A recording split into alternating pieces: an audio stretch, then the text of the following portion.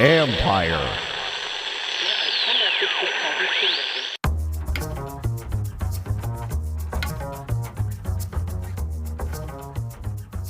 Hey babies, hey babies, hey babies, hey babies. Hi everyone, hi everyone, hi everyone, hi everyone. What's up, Callow? How are you? Good. How you doing? It's super nice out today. Yeah, all of a sudden it's like Big Sur over here. I don't know what happened. Like, what? I mean, I'll take it. It's not 108 degrees. It's not Fort Lauderdale, Florida. It's not that. I can tell you that much. That's right. It. Yes. Weather exactly. gods are being nice here in August to us. I'll take it for the last preseason week. I like it. Me too. Absolutely. Yeah, you get to run in this, huh? You running this weekend? Yeah. So my marathon training plan is ramped up. I do 4 miles, 7 miles, 4 miles. So this week has been very nice. And then, I have the Quantico 12K this Saturday. Quantico 12K, which is like what, the lead up to the Marine Corps Marathon, what you're doing this fall? So I decided at the beginning of the year, the Marine Corps Marathon is a actual series. A lot of people don't realize this. They do like 5 or 6 races throughout the year. And if you do all of them, you get like a special participant like medal at the end of everything. And so I decided when I picked running back up last year, I wanted to do all 5 of their major races. And of course, the biggest one is the Marine Corps Marathon in October. But I decided, let me do this 12K, except now I'm realizing it's at 6:30 a.m. in Quantico and not exactly the closest place in the world to go drive to on a Saturday morning. We can go real estate hunting when we get our stadium in Dumfries. That's 2 years ago. That's 2 years ago. Let's not revisit that. Like that joke has no bearing in reality anymore because Dan's gone. No bearing. I can't make fun of Dumfries. We had Dumfries for a year and a half there. Dan Snyder Dumfries, or Dumfries Dan Snyder would have been his new nickname. There were literally days where I was looking up on Zillow real estate in Dumfries going, do I have to get a house down there? Because there's just no chance that I wouldn't stay over there sometimes during the football season. So, now the name does make sense. The Commanders playing in Dumfries right near Quantico would have actually made a lot of sense. maybe that was the missing piece. Your Dan's like, see, tried. He's full Pepe Sylvia with the billboard up. See, it was all gonna make sense. We just needed to go to Dumfries. Yeah, he's watching this on his phone on a yacht in France somewhere, going, see. Someone finally gets it, connecting the dots. It only took him 2 years. Yeah. I'm sure he's listening to us on his yacht. Yeah. I doubt it. Never know.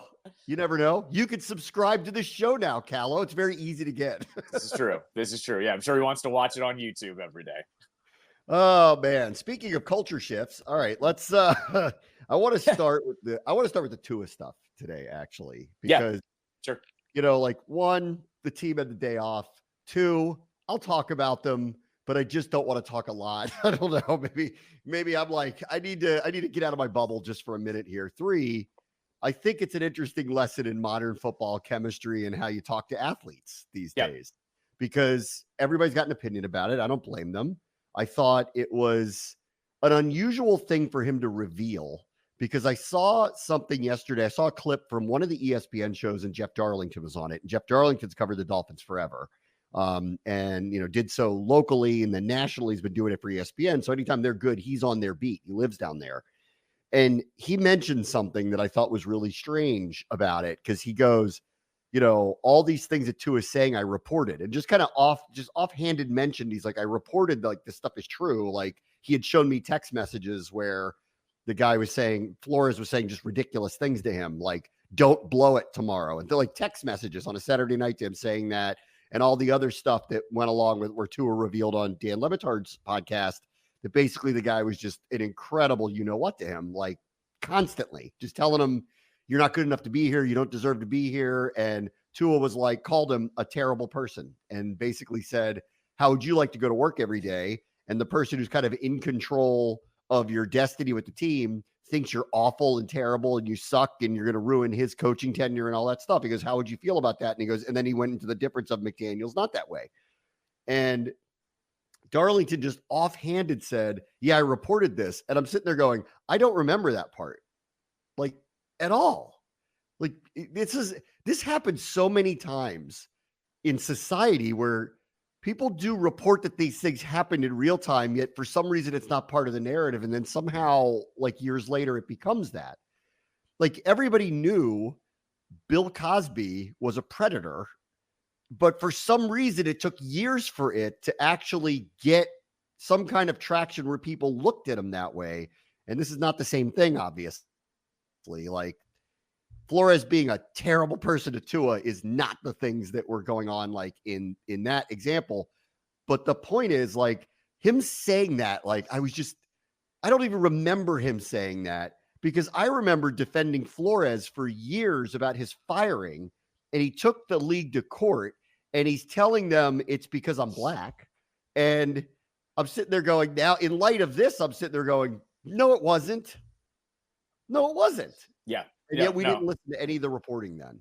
Yeah, I'm with you. I don't remember him saying that at all. And I feel like we would have remembered this if it did. I mean, maybe it was paired with something crazy. That's the only thing I can think of where this happens sometimes, where, you know, this team was the king of it, where something would get reported and then all of a sudden it'd be like, hey guys, look over here. And they distract you with something and everyone would talk about it. I don't remember this at all. But like, what I will say is I remember all the reporting with Urban Meyer, when Urban Meyer kicked his kicker and left his team. And like, I remember that every step of the way, because I think like this is the overall conversation that I brought it on my show yesterday, was this age of coaches being, you know, what's to their players is over. And I think this is a good example of this. In general. Sure, I saw Brady do some show. I think it was Stephen A. Smith or somebody recently. Yeah. And he wasn't, I don't think he was speaking, because I saw a clip of it and people were intimating it was connected to this. I don't think it was.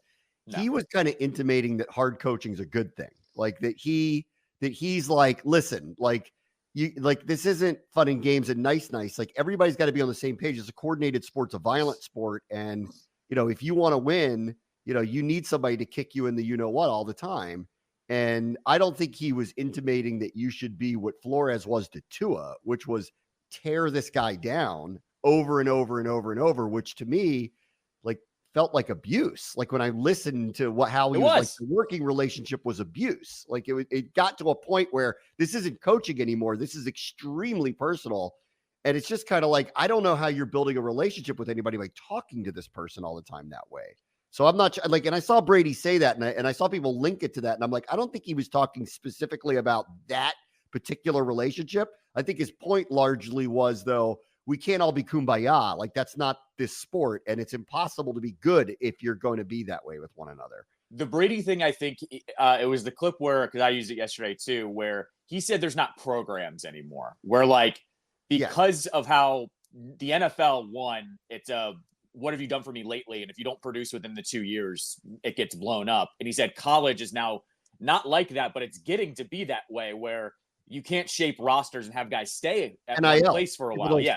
Well, people don't stay. They go for money. And if you have the money and you're willing to pay everybody, then fine. But like, that's not going to be the reality. And in the NFL, it's true. Like Caleb, the Bears just traded Justin Fields and brought in Caleb Williams, made him the starter. The Commanders, you know, didn't have a quarterback. So that was a different situation. Like they went and got Jaden Daniels. The Patriots didn't really have a quarterback. So they went and got Drake May. But to his point of nobody is willing to like give him a redshirt year anymore. Nobody is. Like you're off and going. Like the second they think Drake May, whether Jacoby Brissett starts the opener or not, doesn't even matter. The second they think Drake May's ready to go, or if they're, I don't know, 2-5 or whatever, they're just going to put him out there. And I think it's part of Brady's point too, with this whole thing. They're unwilling to develop anybody anymore. No, exactly right. And I think he's got a point there, because now the coaches have to play this line of, well, if I coach this guy too hard, he's going to leave now. And I think that's kind of what Brady was getting at too, of if this guy gets unhappy in any way, shape, or form. You've dealt with athletes before. I've dealt with athletes before. Some of them are super sensitive, and they know, oh God, if I talk to this guy the wrong way, I'm going to lose him. And then all of a sudden I'm going to lose my job because he ends up transferring or leaving the team, whichever league you want to talk about. The leverage flipped. Like when NIL was opened up, and I'm all for the players making money, but the leverage flipped on the coaches. The coaches can't be this way any longer because the players, one, have the control of if they're a good one, they can control and go, this is the amount of money I want. And oh, by the way, this is the amount of playing time that I want. And oh, by the way, if I don't like working with you, I can go into the transfer portal tomorrow. See you later, buddy. Like, and so that style of coaching just isn't going to fly. We've seen this for years in professional sports, and it really came to a head in the NBA. These NBA stars, I think we're seeing there's some pushback from some of the teams in the leagues from like just letting anybody go anywhere. We saw that with Dame Lillard. A couple of other teams are just like, we're not just sending you wherever you want to go. Like we need to figure it out on our behalf. But for a while there, and still to a large degree, the star players dictate where they, not only that they don't want to be somewhere, but they just where they want to go. And I'm seeing a little bit of it in the NFL. I mean, there's some players that are trying to make Brandon Ayuk, trying to make things actually happen. The NFL hasn't buckled yet, I think, to many players, not just to say like, okay, we'll trade you, but exactly where you want to go under your terms. We haven't gotten there yet, but the dynamic of the power has belonged more into the athlete than it ever has in the history of sports, whether it's collegiately and professionally. And that's why I think some of this too is you can be coached hard if you want to be, but there is a line, and Flores crossed it, like clearly crossed it. And you know, that's why I go back to the Darlington thing. It was, what was weird about it is Darlington saying, I reported this, but nobody really kind of paid attention. Yet here we are a few years later going like, I can't believe that happened. And Darlington's sitting there like not pointing it out. Like, I tried to tell you all this was going on. It just, I don't know. Maybe we just hadn't reached that point in the NFL where we're like, that's completely unacceptable behavior. Possibly. And I mean, I think the other part of this too, though, that like the other side of it that I don't think enough people are talking about it reminded me of when you and I were talking about Jay Gruden in his last year, where remember he was openly, I mean, and this wasn't the first player he did this with, but remember Jay Gruden was openly like, yeah, Dwayne Haskins, yeah, he doesn't have it. Remember he like very fast was like, this guy is not going to start. He has no chance to start. He didn't say that, but the way he talked about him was ridiculous. And you and I right away texting him though, like you suck, right? No, like, I mean, like that's the point. Like I don't get the sense that Jay was kind of like that. But no, like, but he was a little too honest with us. You're right. Yeah. But I think the point is here for both of them was this guy was drafted to be your franchise quarterback. You're linked to him now, whether you like it or not. So you have to succeed with him or you're gone. And with Jay, the wheels went off before he ever even turned to Haskins. Yeah. And for Flores' case, I'm pointing at him going, dude, they basically tanked to get this guy. Why are you talking to him like this? Like the owner was already wanting this guy. And you and I know how this works. The coach goes before they give up on a quarterback that they draft second overall or third overall. And that's where I'm actually like, it's just dumb by Flores to treat him the way that he treated him, because I'm going, you guys are linked. And if you're being abusive to this guy that the owner already likes, you're digging your grave anyways. And that's where I think it's actually the most ridiculous thing. Did you think you were so powerful that you were going to outlast Tua? Because you and I know how this works. It's not going to work that way. Our quarterback. That's not happening. I remember at the time when they picked Haskins and Jay was saying the things that he was, I remember sitting here going, you better become this guy's best friend. Like, I don't know what you're thinking right now, that like you might not be particularly nice to him or whatever it is, or you may not think he's ready to go, which I think is what, and I thought that was a fair assessment. And a lot of people said it, and a lot of people thought that the Redskins at the time overdrafted him because he wasn't really ready to go, but maybe he would develop into a good quarterback. He needed some time. Well, the conditions were that you had to play the guy and you had to make the best of it. And the reality is like, maybe he was just truth telling, but I remember sitting at the time going, if you're not best friends with this dude and you're not aligned with him, you're not going to be here very long because he's the quarterback of this team, for better or for worse. Yep. And, you know, Jay probably felt like rocking a hard place. Like, you know, I've been here long enough. People complain about me. I haven't won enough. We draft a guy that I don't believe is ready to go, but we're going to play him anyway. I'm just going to tell you up front, I don't think he's ready to go, you know, just so that it was like a built-in excuse of when he isn't, you know, you're going to see that I told you that. But this one seemed to have gone to a degree that was like way over the line. And, you know, like, I don't know how Jay and Dwayne I never got the sense that it was like that, you know, like Jay didn't come off to me as someone who was going to be this way to anybody all the time. He may say offhanded things. He may say things that are unusual to the media. He may, you know, but like, I never got the sense that Jay was like that to anybody ever, really. This went to a different level, a different degree that's just totally unacceptable.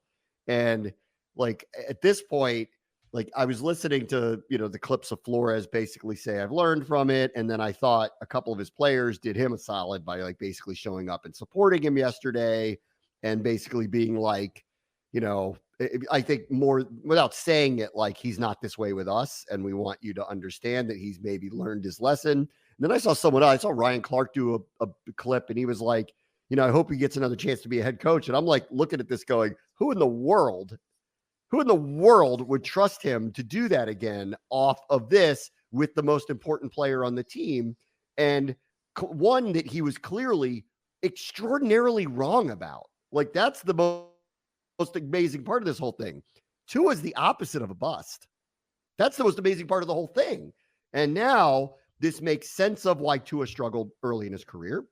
Because if you don't have the backing of your coach or your organization, how are you ever going to succeed? This now puts into context Flores' firing in a way, way, way, way, way different light. Remember, all that time I'm like, the owner's making him go on a boat and meet with Tom Brady. Yeah. And like, Tom Brady wasn't out of the NFL yet, so that you're not allowed to do that. That is tampering. And he's like, no, like, I don't want to do that and get caught up in this. And then, he's a minority coach and there's a lot of complications that go on with stuff like that. And now in hearing all of this and admitting all of it and realizing it, it's kind of like, geez, buddy, like, your credibility is a little shot to me right now, because I was kind of on your side the whole time when there was dabbling to try to get Brady to replace Tua. And I'm like, you can't do that. That is tampering. If they catch you doing that, you're going to get in trouble. And I was kind of on your side. Now it sounds like you were the one in trying to make that happen. So, like, I don't know, man. Like, so I don't know about that second go as a head coach right now off of this. I don't think the guy has much credibility to be one at this point. No, I think when this stuff like this comes out, you're pretty much dead in the water. Like, Urban Meyer is never getting another shot here the second you hear about that. Not in the NFL. In college, I would argue maybe sure. like a different school, because he just won so much, it's hard to ignore it. I agree. But in the NFL, it's kind of dead in the water. But I also just think, though, this stuff must get around, because I even, same thing yesterday, compared it not only to Jay Gruden, I compared it to Eric Bieniemy. Eric Bieniemy didn't get a head coaching gig, and no one could figure out why. And everyone was banging the drum. And then it came apparent here in the last year. It didn't really come apparent during the season. It did come apparent in preseason and training camp. But it became all of a sudden like, oh, this guy's a hard ass. Andy Reid had him reeled in. Andy Reid had him reeled in. And then he was given more power here. And clearly the players didn't like it. And I compare it to modern players. Yes, I don't think they mind being coached hard. Terry McLaurin said it out loud that he doesn't mind being coached hard. But there has to be a better, like, working environment. I mentioned it yesterday. These players are professionals. They don't need to be yelled at like they're children, essentially, is what I'm getting at. Yes, this it became evident early, like last summer, that the team, I remember describing it as, I'm not sure when there's going to be a cooperative conversation, but I think it needs to happen. Because back in the spring, I was watching this and I'm going, you know what? This team hasn't done anything. They're being pushed. That's okay. Like, it's okay. Like, I'm all right with this. Yeah. But when the summer rolls around is when you need to let up a little bit. And you need to start listening to the players, and you need to start building a cooperative conversation with one another. And I remember thinking at the time, I'm like, if that doesn't happen, there's going to be a problem here. Like, the players are going to push back. Now, I never heard that Bieniemy was like what Flores was. Like, sure. That. I never heard, like, abusive, telling guys they suck, like that they don't belong here. But he was extremely demanding. And the other part that was really the pushback of being extremely demanding was the players didn't like the positions they were being put in. And that really was the bigger issue. I think for them, they're watching this and they're getting pushed and pushed and pushed, and they're going in a direction that they don't see success. And that's the part of this too.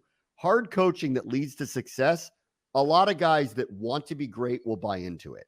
Yep. Hard coaching where the players do not buy into what you're selling is a recipe for disaster. And Ron had a chance in the summer when the players came to him and said to him, you need to get in the middle of this.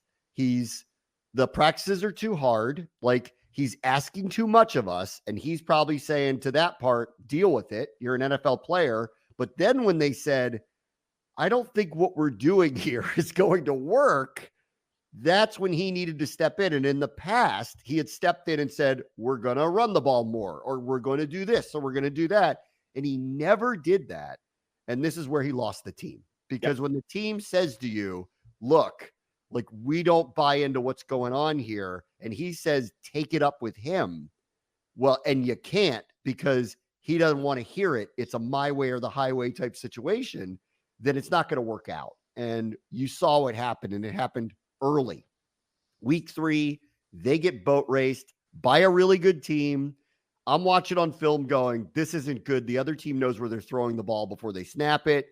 And Terry McLaurin, of all people, stands up and says, what kind of team are we going to be? And they're 2-1. And I went, oh no, like they lost to a Super Bowl contender at home. So what? Well, it wasn't so what, you know, and this had been budding from the summer on, that Bieniemy was too hard, but it's different.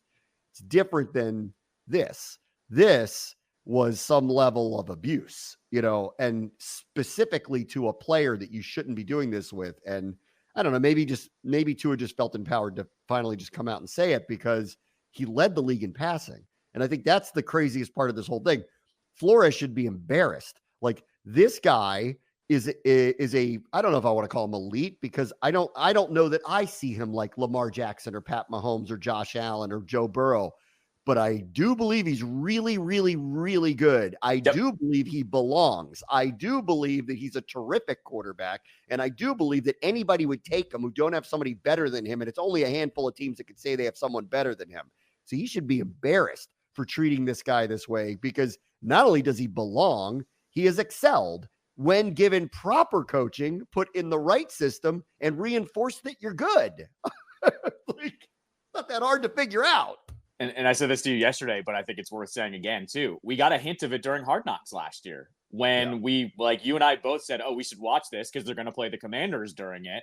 And there was that one, segment that they did where Mike McDaniel literally said, hey, all this guy needed was some positive reinforcement, and me telling him that he can do these things, and me testing him real quick at practice, and then saying that he did a good job. Like, clearly, and this is like part of the reason why I think Miami fans love McDaniel so much, is he exudes that. You can see that he's one of those guys that clearly cares about his players. Yes. And specifically, though, he is a match with Tua and coaching him the right way. This is what it's about. You have to figure out how to push players' buttons. And some of them, you can yell at them and say, hey, you need to do better, or you suck, or whatever. But some guys, you don't do that. Like, you don't be abusive to them, essentially. No, he's interesting now. Now that I got to see him up close for a day, and I don't want to make any judgments about him, but I've watched his press conferences because they're very weird, and he says quirky things, and obviously he's funny. Like, he's funny and quirky, and he leans into he's a unique personality in the league, but he also is very smart. Like, their offense is unusual, like extremely unusual. But I watched him, and he does coach hard. Like, he does demand excellence. I think I described them in watching them practice, and then, watching them in a game. And then, of course, their offense over the last couple of years, they're an execution machine. Like, this is all well and good that you put this stuff out there and you try to do these kind of quirky misdirection plays, but that you can get embarrassed fast if the other team can kind of figure out what you're doing and blow these plays up. It doesn't happen that way because they execute at an extraordinarily high level. So he does coach hard. And then I watched him in the practice because in the practice last week, the Commanders were lighting their defense up. He wasn't having it. And there were a couple moments on offense where I saw him go directly, shoot across the field at a player. So he coaches hard, but he coaches, I think, respectfully, and I think that's where the difference is here. I don't know what kind of coach Belichick was. It sounds like he was very demanding and very hard to play for, but I also don't get the sense that he was sitting around muttering under his breath, "You suck," at guys. Like, I don't get the sense that that's how he was. And it's interesting to watch what's going on here, because Quinn is so the opposite end of the spectrum of, I want to get to know you as a person. I want with you as a person. I want you to care about me, care about your teammates. We're going to play better together that way. But at the same time, even offhanded the other day, when asked about Jaden Daniels being a leader, he said he doesn't have to be if it's not natural to him now. And he goes, you don't need to rip into Terry McLaurin us to do something like that. So he's realizes that hard coaching matters, and that you have to do certain things. But I do appreciate that he's saying, I'm going to let you be you, and we'll figure it out along the way. Yeah. And I mean, I think that's the best way to go about it. I mean, and you look at Quinn too, you and I have talked about this as well. Ron was a little awkward. He was old school, but Ron and Jack were a little awkward when it came to some of this stuff, where I told you, like, my least favorite part about Ron, I think looking back, besides a couple of the things he said, though, was these first round picks. They were just penciled in as starters right away.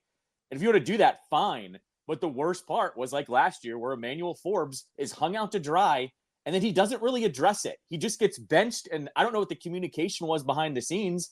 But you and I both know it probably wasn't great. It was probably just like, oh, you're not starting this week. Whereas with Quinn, it seems like Quinn already, and you played that clip from Forbes the other day, where it's night and day, where even Forbes is saying, I'm getting, reinforcement, whether it's positive or negative. I'm getting building back up.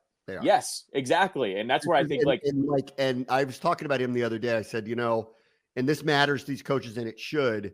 The desire to get better, the desire to play well matters to them. I think this counts for what's going on with Jamin Davis. He's a willing participant to try to change positions. He's putting all his effort into it, and they're supporting him in that. And they're basically saying, like, we know this is going to be hard. We also know this is an execution business. If you can't cut it, if you can't cut this or you can't hack this, it is going to be goodbye, but we're going to support you the whole way along the way. And that's what's happening with Forbes here too. And Forbes I liked, it was truth telling the other day, where he was basically like, I know you all are up my you-know-what every single day on Twitter. Don't think I don't know that that's the case. However, my coaches have my back. And when they always say, there's always these cliche things of like, what's going on in here is not what's going on out there. I've seen a couple examples of that already with this team, and that's a very good sign. They're galvanized with one another. They trust one another. Are they good enough to win big? I don't know about that. But the laying of a foundation, when people say culture, when you're laying a foundation, that's it. That this team is in it for themselves. They don't care what everyone else says. They know what the truth is, and they're supportive of one another because they recognize that not everybody's a Pro Bowler on day one.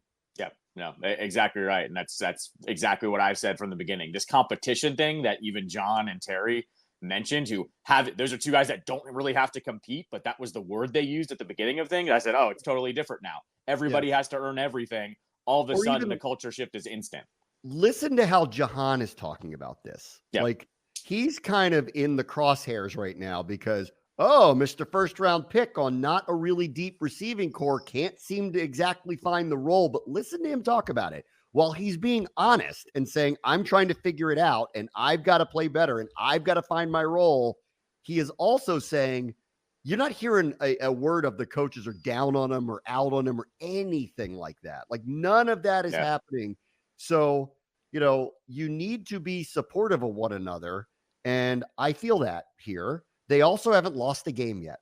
And until they go out there and play, it's all hunky-dory until we get out there and they're 1-2. And that could easily be the case this year. Go look at their schedule. So let's see how things react at that point. But at this point, what I do like is the supportive nature of it. Like, a different coach might just be like, nah, Forbes can't play. Or a different coach may be like, we got to get rid of Jamin because that's not what the staff is doing. The staff is trying to say, we know you're good athletes. We know you're high-level players. We know you had a rough go. Let's try to fix that. No promises, but let's do it together and see how it works out.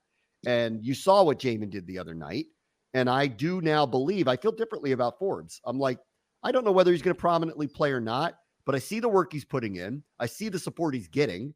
Let's see how it plays out with him. Give him a chance and give this staff a chance, especially at that position. Of all positions, give that staff a chance with this guy because they have a history of turning corners into turnover machines. So, and that's the one thing about him. He may not be big enough. He may have some issues with technique or whatever. We could parse out a lot of different things, and he's going to make mistakes. He's a corner.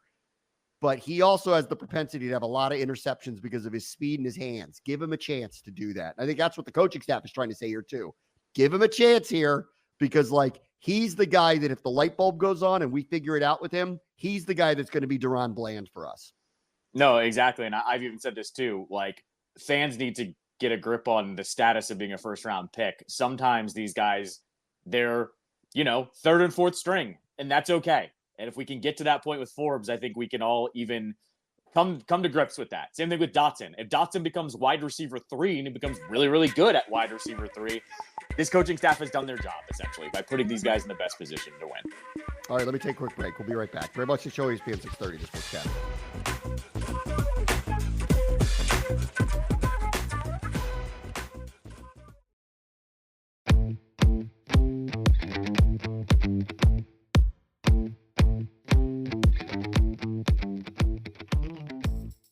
All right, welcome back. Very much the show, ESPN 630, the Sports Capital. Have you seen the video, which I won't post here because the Commanders demanded he take it down, from the out-of-work punter, Drew Chrisman, who had a workout here, apparently earlier this summer. I didn't know about this. Documented it, I think, on his phone. Some of the documentation of it is at the Commanders facility, in the locker room, punting on the field, in the cafeteria or whatever, the commissary where they eat. And then from a distance, you kind of half hear an assistant coach tell him, thanks for coming in. We have Tressway here. We're good. Like we're good. And then the end of the video is extremely touching because like that, if he goes, he's clearly disappointed. He's looking for a job. He had another workout. It didn't work out. He goes home and he hugs his kid. Okay. So like, it has this very after school special touching feeling to it. And apparently the Commanders told him to take it down because he wasn't authorized to film stuff specifically at or around or in the facility. And I think that's where they're probably taking an issue with it, even though what he showed, I didn't really think was that out of bounds, honestly.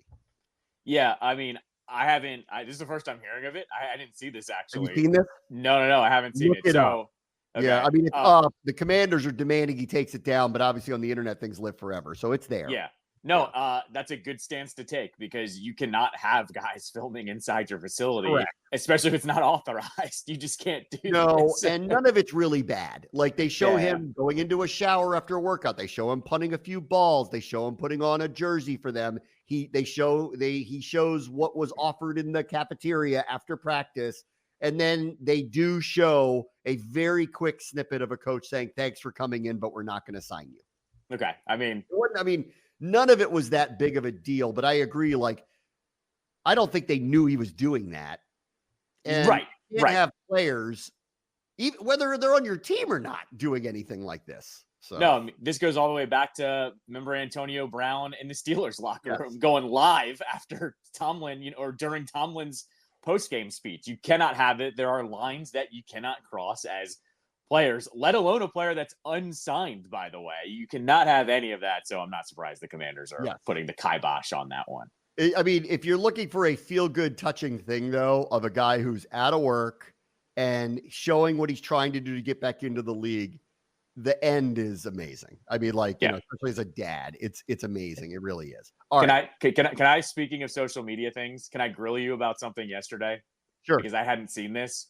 You said CeeDee Lamb posted a picture of himself as Batman. Yeah, that's what I thought. Did I not? Is that wrong? Dude, he posted a picture of himself as Spider-Man. Oh. But it's Spider-Man in the black suit. This is a whole different context, guy. It's completely different. You completely. This is why I shouldn't comment on anything but the Commanders this time of year, because I'm not really paying attention to much. The Tua thing finally lifted me out of my little bubble because I'm like, that is too big a deal not to pay attention. Sure. Okay, so new context here, by the way, because I literally, this is totally different now.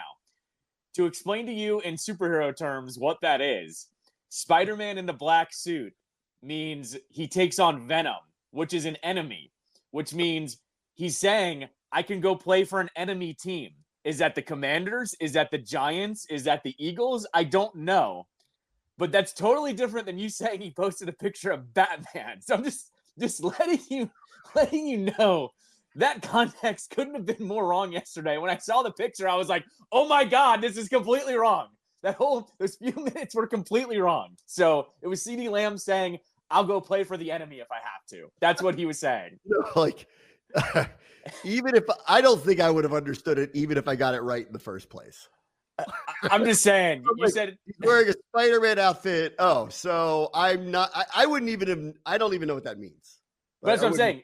It's Spider-Man in the black suit, which means he said, I can go be a bad guy. So that means he could be hinting, I want to go play with my old coach, Dan Quinn. You can make that correlation now. That's what I'm getting. Now, Are we going to get TikTok FaceTime leaks of him and Jaden Daniels? Maybe. Is that happening now? Everyone wants to play with Jaden. You know what? I feel like you should feel good. Are we going to have a 3-way call with Ayuk, CeeDee Lamb, and Jaden Daniels? I mean, that's hot and heavy. I mean, it gets me steamed up. So should we have a debate between CeeDee Lamb and Ayuk of which one we should acquire? Should we have that?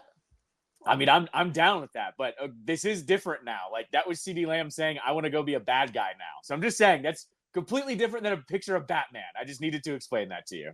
Maybe he'll go to the Giants. I mean, I don't, and the Eagles can't trade for him. They have too much money wrapped up in wide receiver at the moment. And I don't think the Cowboys would ever trade him in division. But I'm just saying that was a different context. So just letting you know. Tyron today, Callow explained Spider-Man to Bram.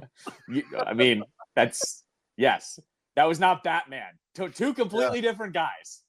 I'm going to ask my son later today, did you know all this? And just see if he knows all this. No, you just need to show him the picture that CeeDee Lamb posted and say, what superhero is this? And he's going to go, oh, that's Spider-Man. That's all you need to ask him. Yeah. One other football story. Aaron Rodgers says that this is the most taxing training camp he's ever been a part of in his life. And the interesting part is he missed some of it. Remember back in the summer. Yes. And then when it rained outside, they didn't have him practice against the Commanders. So sure, pal, if you say so, yeah. If you say so, sure. Now, I will give him this. If he's saying mentally, I'll give that to him because pressure's on up there. He didn't even have a chance to show what he could do last year. So it's really 2 years of ratcheted up pressure for them. If he wants to tell me he's mentally exhausted, I'll hear him on that. But physically, he's had the lightest training camp he might have ever had. So, yeah, I don't want to hear it about that. He's not playing in the games. We'll have to see with the practices. I don't know, but I don't know. That might be him trying to do a solid for his coach to try to just say back to him, I know I put you in a situation by not being here for some of this stuff, and people were kind of like, what's up with that? And maybe this was his way of being like, I'm going to do a solid for you and explain that this camp was hard. Really, really, really hard. Right. Yeah. If you say so, buddy. If you say so. Maybe they're funny. I look at them. We'll have to do this in a week or two, like pick divisions. Like I look at them and I go, Bills are resetting. Patriots, I can't imagine are going to be particularly good or competing for a division. Miami's got a really good offense. We'll see with their defense. If this ain't the year for the Jets with Rodgers back, I don't know what is. Like this has got to be your year. And there's something about it that feels like it's not going to work out. Like it's going to either be Miami or Buffalo. Just something about it doesn't feel like it's going to work out. No, we've covered this team before where veteran quarterback, they've got a couple good pieces, but it's still a franchise that just can't get it right. This has Dan Snyder Redskins written all over it. Everything looks great on paper heading into the season. Everybody's saying the right things, but you and I know how this works. The wheels end up falling off. Look at the Reddick situation.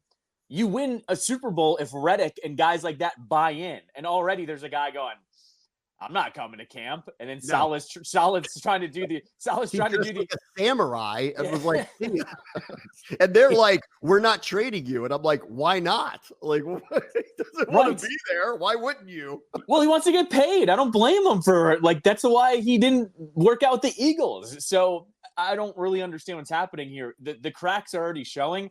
It wouldn't shock me if they mess around and win that division, but I'm with you. Like the division's a little too good for them to just mess around. They have to kind of run away with it. Yeah. All right, let me take a quick break. When we come back, I want to talk about what the Capitals are giving their fans this year if you go to one of their 50th anniversary games. Ray, watch the show, ESPN 630 Sports Capital.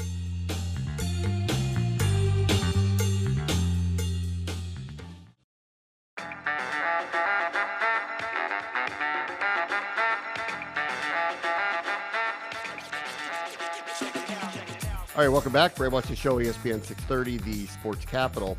How about the Capitals? Here are their giveaways this year. Let's see. The list includes, if I have this right, against Pittsburgh in November, a replica jersey that's like the original look. They're giving everybody a jersey? That doesn't seem very Ted. That's really happening? They're doing that? I need to start this conversation off by, I think 2 years ago, I ripped them pretty hard about their promo schedule. I think 2 years ago or 3 years ago, they literally had 3 giveaways all season long. And now you look at everything that they're doing for the 50th anniversary.